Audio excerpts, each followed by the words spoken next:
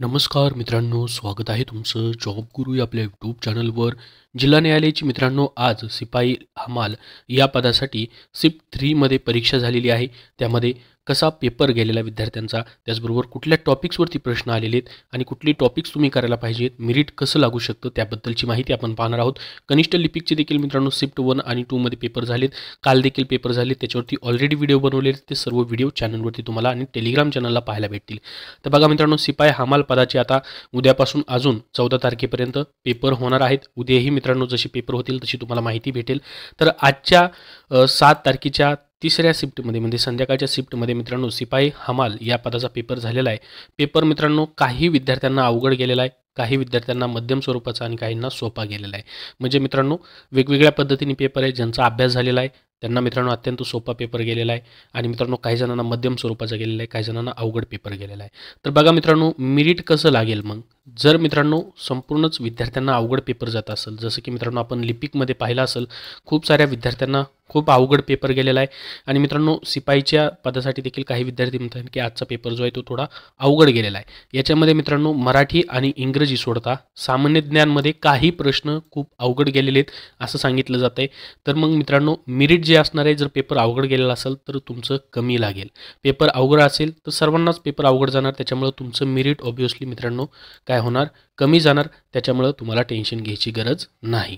ठीक आहे मित्रांनो, तर हे झालं मेरिटबद्दल, पेपरबद्दल, आजचा पेपर कसा होता त्याबद्दल. तर काही प्रश्न जे आहेत मित्रांनो याच्यामध्ये हाय लेवलचे प्रश्न विचारले जात आहेत. जसं की आपण पाहिलं 7वी पासवरती सिपाई ही पद जे आहे 7वीच्या लेवलवरती प्रश्न यायला पाहिजेत, परंतु काही प्रश्न सामान्य ज्ञानमधले काही प्रश्न हाय लेवलचे विचारले जात आहेत मित्रांनो. याच्यामध्ये TCS मार्फत तुमची परीक्षा जी आहे ती घेतली जाते. तर आपण बघूयात की मित्रांनो कशा पद्धतीचे टॉपिक्स आहेत नेमके. तर मराठी सोपं होतं मित्रांनो, इंग्रजी देखील सोपं होतं. तुम्ही जर एकदा जरी मराठी इंग्रजीचा अभ्यास केला थोडासा तरी देखील प्रश्न सोडवू शकता असे प्रश्न होते. आजच्या पेपरला सिपाई हमाल पदासाठी जसं की विधेयवरती प्रश्न होता, वाक्य पृथक्करणवरती प्रश्न होता मित्रांनो, विरुद्धार्थी समानार्थी शब्दप्रयोग, जसे लिपिकला प्रश्न होते मराठी आणि इंग्रजी व्याकरणाचे तसेच प्रश्न इथे देखील विचारले जात आहेत. त्याच्यामध्ये मित्रांनो इंग्रजीमध्ये देखील पहा इंग्लिश वर्बवरती प्रश्न होते, फिल इन द ब्लँक, विरामचिन्हे, आर्टिकल्स, टेन्स असे प्रश्न होते. त्यानंतर सामान्य ज्ञानमध्ये काही प्रश्न सोपे गेलेले आहेत, काही प्रश्न हाय लेवलचे विचारले गेलेले आहेत, अवघड काही जणांना गेलेले आहेत.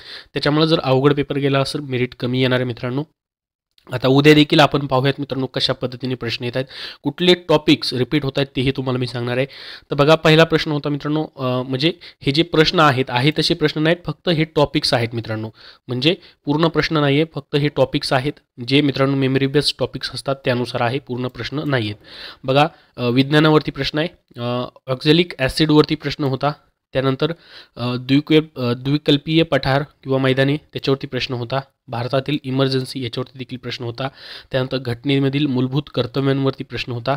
त्यानंतर कच्च्या आंबामध्ये मित्रांनो कोणते आम्ल असते हाही प्रश्न विचारला गेलेला होता.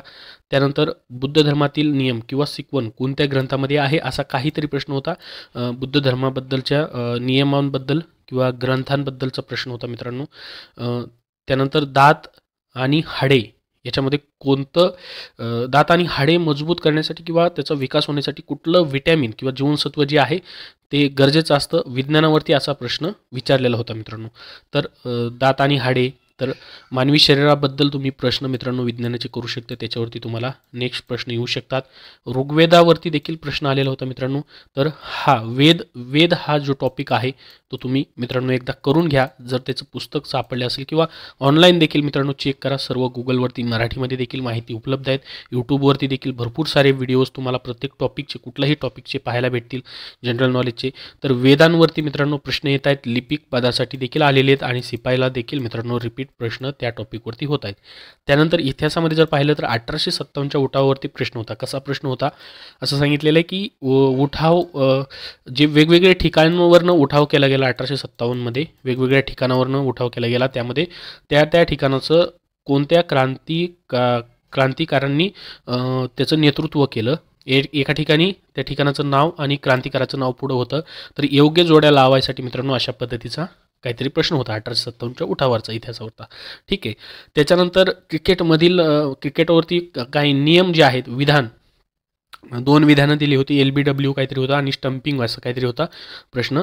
क्रिकेटमधील नियमांवरती देखील एक प्रश्न होता. म्हणजे खेळावरती. लॉर्ड डलहौसीवरती काहीतरी प्रश्न होता. क्रीडा पुरस्कारांवरती मित्रांनो खूप सारे प्रश्न येत आहेत. क्रीडा पुरस्कारावरती तुम्ही लेटेस्ट मित्रांनो करून जावा. हा एक टॉपिक महत्त्वाचा असेल तुम्हाला. पुरस्कार क्रीडा पुरस्कार, त्यानंतर महाजनपद देखील तुम्ही करून टाका मित्रांनो. याच्यावरतीही लिपिकसाठी प्रश्न आलेले आहेत. त्यानंतर आजच्या याच्यामध्ये क्रीडामधील द्रोणाचार्य पुरस्कारावरती प्रश्न होता मित्रांनो, तर तोही तुम्ही करा. विज्ञानामध्ये एकपेशीय जीववरती देखील प्रश्न होता. याच्यामध्ये लिपिकसाठी देखील अमिबावरती काहीतरी प्रश्न आलेला होता मित्रांनो. त्यानंतर भारतात किती प्रकारचे प्राणी आहेत अशा पद्धतीचा प्रश्न आलेला होता.